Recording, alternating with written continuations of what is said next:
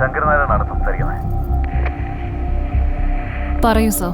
നിങ്ങളോട് നെഗോഷിയേറ്റ് ചെയ്യാൻ വേണ്ടിയിട്ട് ഗവൺമെന്റ് തലത്തിൽ നിന്നും ഒരു ഹയർ ഓഫീസറെ ഇപ്പോൾ നിയോഗിച്ചിട്ടുണ്ട്.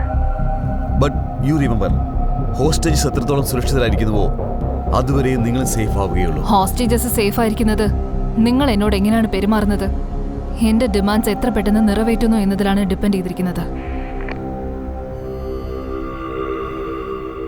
What nonsense is this? ആ ബോംബ് ഒരു കൊച്ചിന്റെ കയ്യിൽ കിട്ടിയിരുന്നെങ്കിലോ? നമ്മുടെ നാട്ടില് പാരമ്പര്യം കുറച്ചേലും മിച്ചമുണ്ടോ? ഈ നമ്മുടെ സമുദായം നശിച്ചു പോയിരിക്കുക. ഒന്ന് സമാധാനിക്കേ എന്റെ മഹേഷ് പാട്ടി സാർ. അവര് ചെയ്തിരിക്കുന്നത് ഒരു ക്രൈമാണ്. അതെ, ഒരു രീതിയിലും ഇതിനെക്കുറിച്ച് നമുക്ക് ഇപ്പോൾ തീരുമാനം എടുക്കാൻ കഴിയില്ല.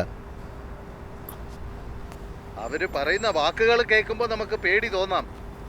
എന്നാ ഇതിന്റെ പുറകിലുള്ള അവരുടെ ഉദ്ദേശം എന്താണെന്ന് ഒന്നും മനസ്സിലാവുന്നില്ല.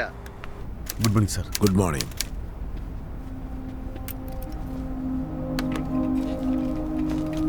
എന്താ ഇത്?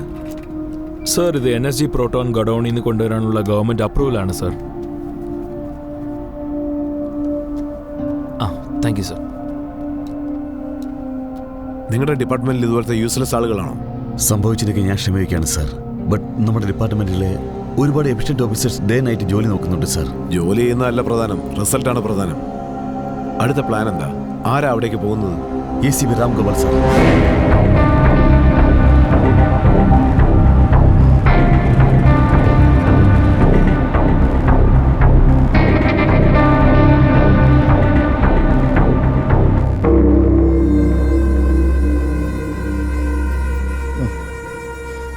ഹേ,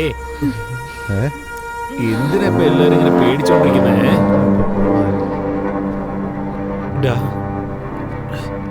ഇങ്ങനെയല്ലേ രക്ഷപ്പെടുന്നുള്ളൂ.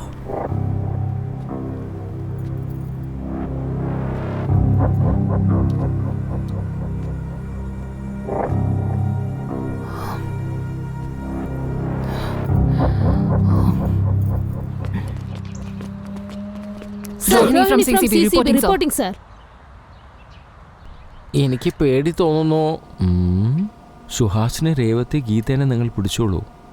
അത് കൊള്ളാലോ, രക്ഷപ്പെടാൻ അതൊരു നല്ല വഴിയാ. ഇപ്പോ ആരാണ് ആ കാറിനോരെ വയ്ക്കാൻ പോണതാണാവോ? ഇത് ബെഞ്ചമിനെ കൊണ്ട് മാത്രമേ സാധിക്കൂ.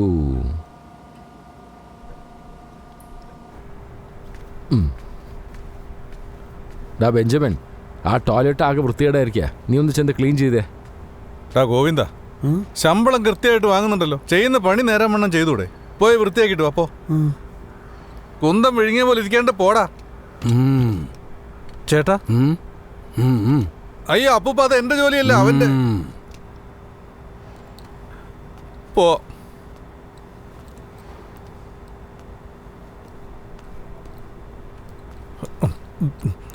യേശുവേ രക്ഷിക്കണേ. എടാ കഷണ്ടി ഗോവിന്ദ, നിനക്ക് ഞാൻ വെച്ചിട്ടുണ്ടാ. എന്തൊക്കെ ചെയ്യണം? ജോലി സ്ഥിരമായില്ലെങ്കിൽ ഇതാണ് ഗതി. പറയുന്ന എല്ലാ ജോലിയും ചെയ്യേണ്ടി വരും.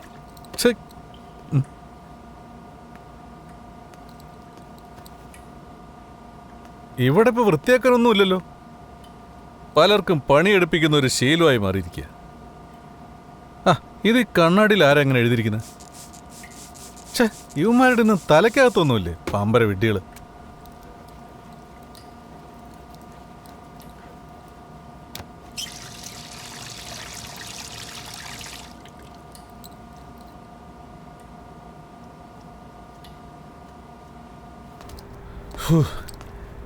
എല്ലാം വൃത്തിയാക്കിയിട്ടുണ്ട്. ഇനി ആരെങ്കിലും കണ്ണാടിയിൽ എന്തെങ്കിലും എഴുതി വെച്ചാൽ എനിക്ക് ദേഷ്യം വരുവേ. കൊച്ചുകുട്ടികളെ പോലെ എന്തൊക്കെയാ ചറപറാന്ന് കിറുക്കി വെച്ചിരിക്കുക. എല്ലാം ഞാൻ തുടച്ച് വൃത്തിയാക്കി.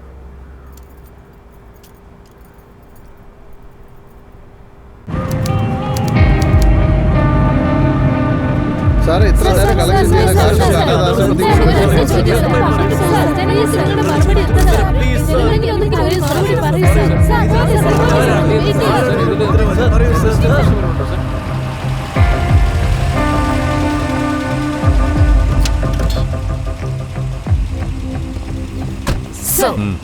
PWD ആരെങ്കിലും വിളിച്ച് കൺസ്ട്രക്ഷൻ മാപ്പും സറൗണ്ടിംഗ് മാപ്പും ഇമ്മീഡിയറ്റ് ആയിട്ട് കളക്ട് ചെയ്യും.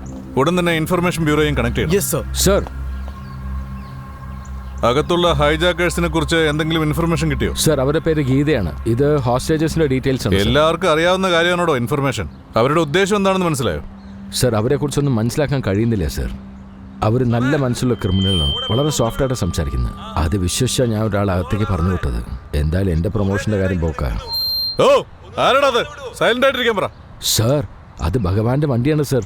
നമ്മൾ റോഡ് ബ്ലോക്ക് ചെയ്തിട്ടുണ്ടല്ലോ. ഈ വഴിക്കും പോകാൻ പറ്റില്ല, ആ വഴിക്കും പോകാൻ പറ്റില്ല. ഞാൻ നോക്കിക്കോളാം, നിങ്ങൾ സ്റ്റേഷനിലേക്ക് അല്ലേ? Sir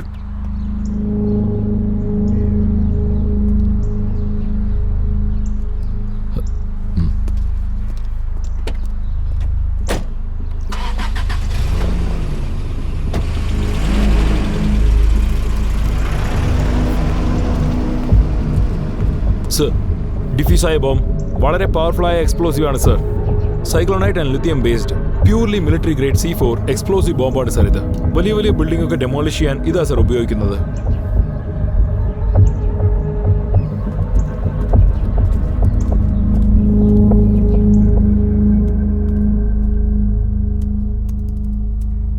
proceed Ram. സാർ ഹൈജാക്കേഴ്സിന്റെ കയ്യിലുള്ളത് C4 എക്സ്പ്ലോസീവ് ആണ്. ആ ബോംബിലും റിമോട്ടിലുമുള്ള സർക്യൂട്ട് ബോർഡിൽ ഡിസേബിൾ ചെയ്താൽ the bomb will go dead. Bomb blast ആവാനുള്ള സാധ്യതയില്ല സാർ. ആ സമയത്ത് നമുക്ക് ഹൈജാക്കേഴ്സിനെ നേരിടാൻ പറ്റും സാർ. ബിൽഡിങ്ങിനകത്ത് കയറാതെ ദൂരത്ത് നിന്ന് ചെയ്യാനായിട്ട് എന്തെങ്കിലും ചാൻസ് ഉണ്ടോ? സാർ റീസെന്റ് ആയിട്ട് DRDക്ക് പോയവർ ഇലക്ട്രോ മാഗ്നറ്റ് പൾസ് എമിറ്റർ ഡിവൈസിനെ മിസൈൽ ഫോർമാറ്റിലേക്ക് കൺവെർട്ട് ചെയ്തിരിക്കുകയാണ്. സാർ നമ്മളും ആ ഡിവൈസ് ഡ്രോൺ ഉപയോഗിച്ച് ബിൽഡിംഗിന് മുകളിൽ ഫയർ ചെയ്താൽ അത് എല്ലാ ഇലക്ട്രിക് ആൻഡ് ഇലക്ട്രോണിക് സർക്യൂട്ടുകളുടെ ഡിവൈസിനെ ഡിസ്ട്രോയ് ചെയ്യും. കൊള്ളാം. ഞാനിപ്പോൾ തന്നെ സെൻട്രൽ ഗവൺമെന്റിനോട് ഡിഫൻസ് കിട്ടിയ സംസാരിച്ചിട്ട് ഇമ്മീഡിയറ്റ് ആയിട്ട് സ്പോട്ടിലേക്ക് വരാൻ പറയാം. സാർ ബട്ട് ഒരു ചെറിയ പ്രോബ്ലം ഉണ്ട്. അതിനകത്തുള്ള ടിവിയും മൊബൈൽ ഫോണുകളും കമ്പ്യൂട്ടറും ഹാർഡ് ഡ്രൈവിലുള്ള ഡേറ്റാസും ഡിസ്ട്രോയ് ആവാനുള്ള ചാൻസ് ഉണ്ട് sir. If you say I can go ahead. No അതൊക്കെ വലിയ റിസ്ക്കാ. നമ്മുടെ സ്റ്റേറ്റിന്റെ അഗ്രികൾച്ചർ ഡേറ്റയൊക്കെ മിസ്സാകും.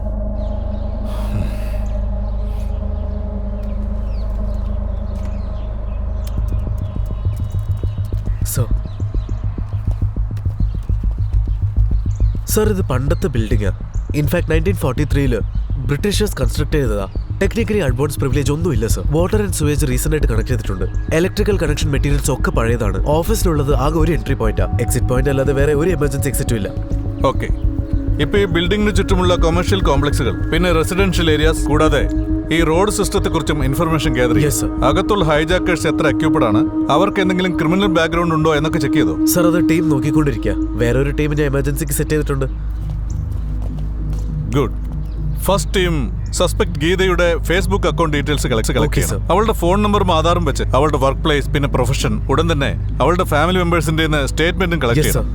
രണ്ടാമത്തെ ടീം Yes, sir. ഇവിടെ ബിൽഡിംഗ് ഡെമോളിഷ് ചെയ്യാൻ ഉപയോഗിക്കുന്ന എക്സ്പ്ലോസീവ് ആരൊക്കെയാണ് അത് സപ്ലൈ ചെയ്യുന്നത്, അതിൽ ആർക്കെങ്കിലും ക്രിമിനൽ ബാക്ക്ഗ്രൗണ്ട് ഉണ്ടോ എന്നും അറിയാൻ ശ്രമിക്കണം. Okay sir.